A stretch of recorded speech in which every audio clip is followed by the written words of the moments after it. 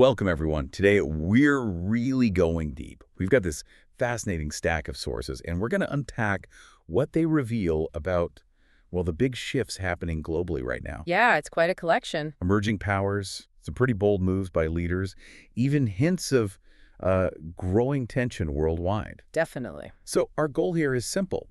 Cut through the noise, connect the dots for you, and give you a clearer understanding of the forces shaping things behind the scenes. Absolutely. What's striking is the perspective these sources offer. It's not just what's happening, but how it's being seen, maybe even spun. Right. It's a chance to grasp those underlying currents. We want to provide that context, make this complex stuff feel a bit more navigable. Okay, so let's start with the big picture.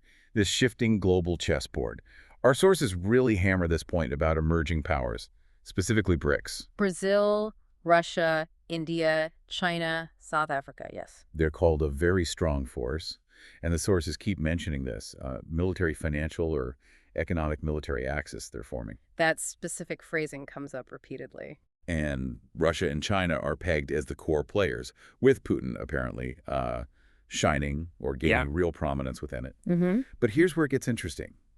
Trump's view, according to these sources, is quite different. He sees it as a conspiracy against America. Right, whereas the sources themselves seem to present it more as a strategic move, an attempt to build this alternative axis of power.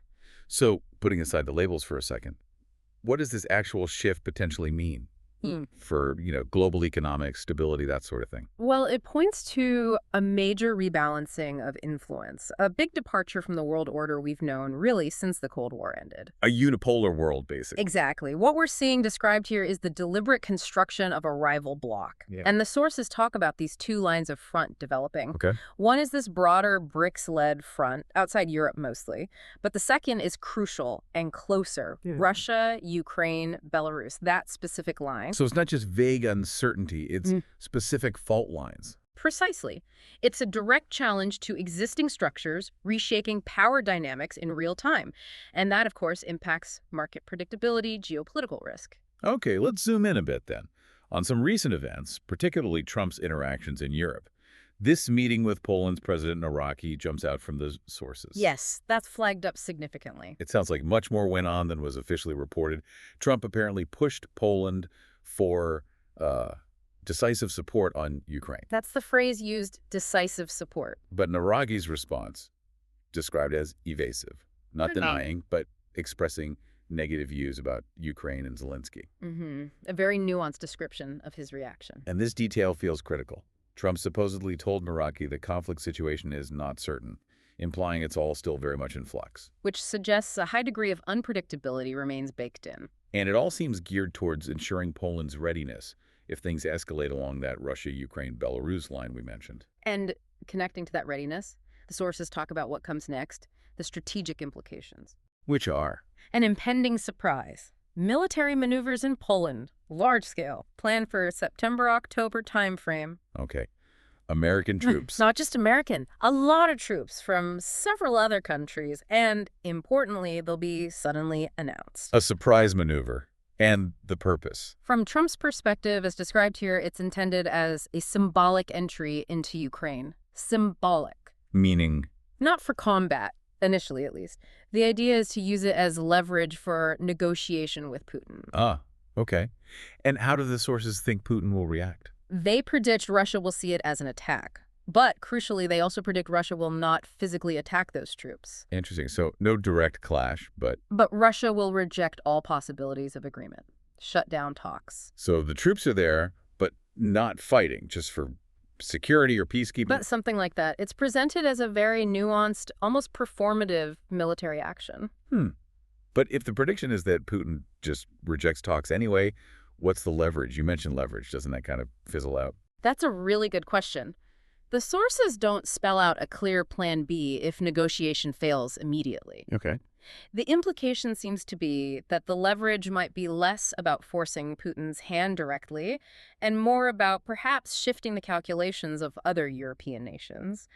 A demonstration of American resolve, maybe? So it's about the broader signal it sends, even if the immediate goal isn't achieved. It seems that way. A kind of high-stakes strategic signaling, projecting power and willingness, even if the diplomatic channel, as predicted, slams shut initially. The goal might be altering the wider chessboard through presence, not necessarily immediate talks. Right, while all this is potentially happening internationally, the sources point to something equally dramatic Trump might be planning domestically. Yes, a parallel front, so to speak. They use some strong language, considering a transitional state, maybe even something like a coup, but not territorial. Right, aimed internally, against what he reportedly calls a mafia of large corporations. Targets are specified. Big corporations, important politicians, all supposedly linked by corruption that works against the American Constitution. And hindering economies, both American and European, according to this view. His stated goal, to break up this perceived not-so-free market, dismantle these networks. And the comparison the sources make is quite stark. Yeah, the Prohibition era. Yeah. Most comparable in terms of scale and impact, they say. Not the substance, obviously, but the level of disruption. It suggests a really radical, systemic shakeup being contemplated. Not just tweaking policies, but a fundamental challenge to corporate power structures. And the potential fallout mentioned is serious. Seizure of large businesses, large sums of money, great accusations. Significant upheaval. Plus a warning. Trump faces crazy danger within the U.S. because of this, implying serious pushback. Serious internal opposition. What kind of crazy danger? Is it just political blowback or something more? Do the sources hint? They don't specify the exact nature of the danger. But crazy danger certainly implies something beyond standard political friction. It suggests resistance from powerful, entrenched interests. Okay, and this internal revolution isn't just contained to the U.S. Apparently not. The sources claim Trump also intends to make great accusations against many European Union politicians, similar charges as domestically. Corrupted by large corporations, practicing politics dictated by them. Exactly. That's the allegation described. His stated aim, again, is presented as quite grand. Free economies, cut restrictions, liberate America into a new free world, move politics away from corporate influence. Which sounds like something that could win him support internationally, maybe? Yeah. Here's the paradox the sources highlight. Yes, it could gain him supporters in the world, but they also state he will have even more opponents. Why? Because he's seen as unpredictable for the established system. He disrupts things too, fundamentally. So, for you listening, the question becomes, how do you assess these kinds of sweeping claims about corruption? And if action was taken, what would that mean for global markets, supply chains, even how countries are governed? Hashtag 5Fire. The dollar's future in the shadow of a larger conflict. Let's shift focus a bit now to the economy and, well, a more sobering outlook on global stability that comes through in these materials. Yes, there's a distinct shift in tone in parts of the analysis. They talk about the BRICS currency, predicting it might be introduced within, say, the next 3 years.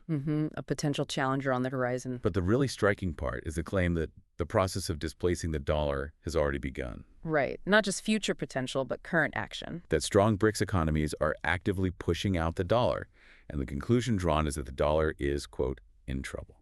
A strong statement on the dollar's current standing. And layered on top of these economic shifts, there's this sense of unease. Something hanging in the air, a feeling of a turning point coming the last part of the year, September to December. Yeah, a specific time frame mentioned for potential escalation. With events maybe pointing towards a World War II direction, that's heavy stuff. It is, and it connects to some very concrete preparations described in the sources. Like what? Borders around Poland, specifically the German border, reportedly being prepared for the possibility of immediate closure. Wow, okay. And the Polish government enacting many regulations, preparations for potential martial law, state of emergency, state of natural disaster, or a state of war. Including provisions for absolute conscription, a mandatory military call-up for everyone eligible. They're even distributing booklets, apparently, on how to act in the worst-case scenario. Yes. It paints a picture of serious nationwide readiness footing. That is a stark image. But hold on, there's another layer here. President Naraki publicly says Polish troops will not be sent to Ukraine. Yet the sources claim. They claim America decides what happens to Poland or what Poland will agree to. That's a massive claim about Polish sovereignty. How? How does America supposedly wield that much influence? Do they elaborate? Or what about the political cost for Naraki if public promises clash with reality?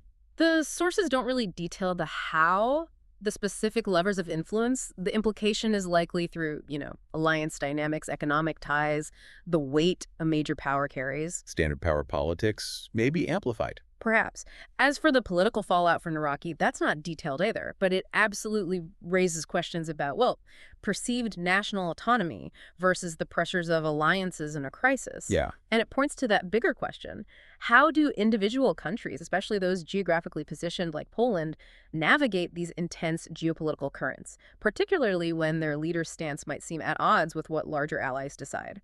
What does that mean for collective security? Hashtag tag outro. We have definitely covered a lot of ground today. It's quite an intricate web of information we've unpacked. It really is. Lots of interconnected threads. We've looked at these new global powers challenging the old order. Yeah. Trump's strategies, both abroad and potentially at home, which are, well, certainly bold, maybe risky. Unconventional is definitely a word that applies. And then there's this underlying current, this feeling of rising tension and preparedness globally. We hope this deep dive would give you a different kind of lens to see how all these pieces might actually fit together. Yeah, how events in one corner can ripple outwards. Exactly. And maybe zooming out one last time. In a world shifting this fast, with motivations this complex, understanding the different narratives, the different intentions behind events is just critical. More than ever. Trying to see beyond the surface noise. So maybe the thought to leave you with is this. What could it really mean for the global order if established systems face challenges not just from outside, but also from these potential internal revolutions against corruption that the sources describe? And maybe more personally, how can you try to track the ripple effects of these deep transformations in your own world and adjust your own sense of what stable even means anymore?